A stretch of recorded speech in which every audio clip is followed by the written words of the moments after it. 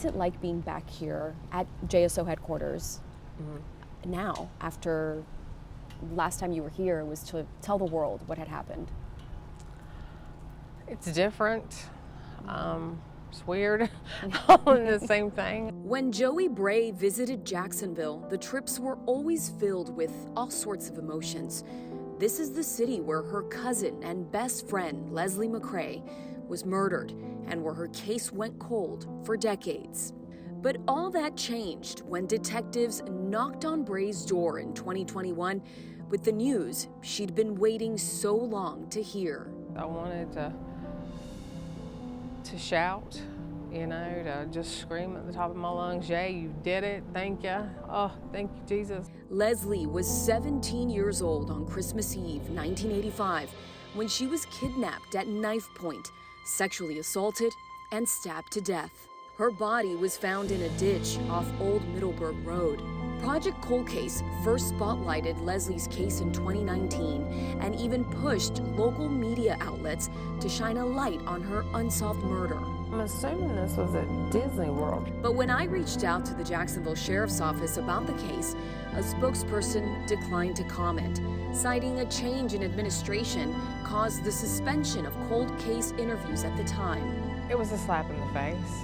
But Bray refused to let that stop her. Instead, she refocused all her anger and frustration into a letter.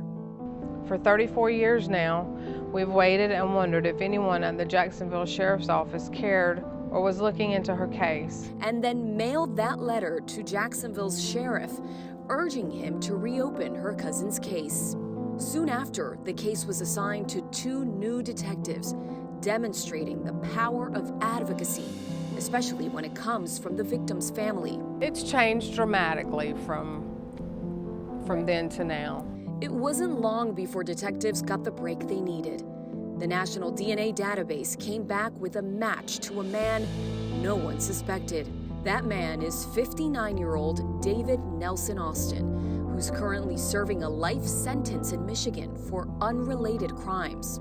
But while the case has been solved, that does not mean that justice has been served.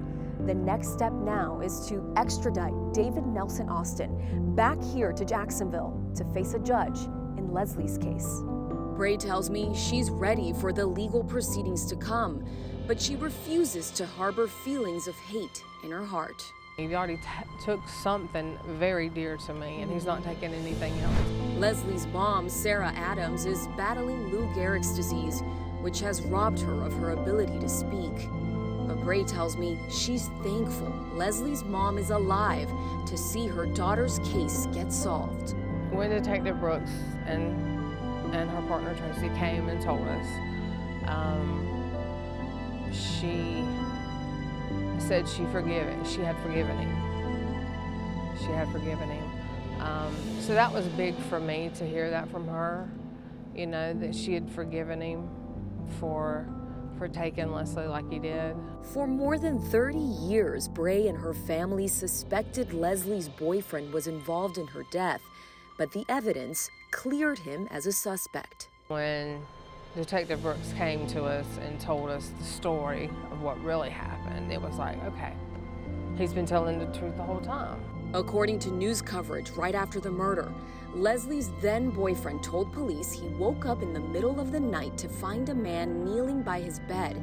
The suspect, who was armed with a knife, bound his hands and feet before kidnapping Leslie. Bray says she now realizes he's a victim too. I would like to tell him, you know, I'm so sorry. I'm so sorry that we as a family unit tried to put it all on you. As Leslie's family waits for Austin's extradition to Florida, Bray says she's ready to face him in court. And she won't be alone. Victim advocates from Project Cold Case will be by her side, like they have been from the moment Bray first reached out to the Jacksonville-based nonprofit. From them helping us to have the interview with you, to getting her story out there, to letting people know that she existed, that she was here, you know, to being the support system that they are, you know. you don't walk it alone with them. They're with you every step of the way, you know, and for whatever you need, they're there. Have all your questions been answered? When Detective Brooks and her partner came to Perry to tell us that they'd found him and where he was, and they kind of just laid the whole story out on the table for us as to what happened, I think all my questions were answered then. Bray, who has kids and grandkids of her own now, still wonders what life would have been like if she had her cousin to share more memories with. But that's a question she will never know the answer to.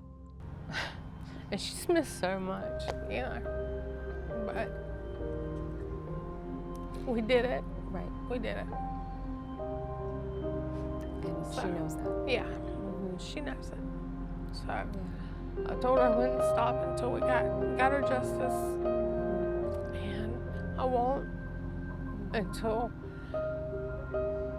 we have complete justice, until he's down here and we see what they're going to do with him. For PCCTV, I'm Lorena Inclán reporting.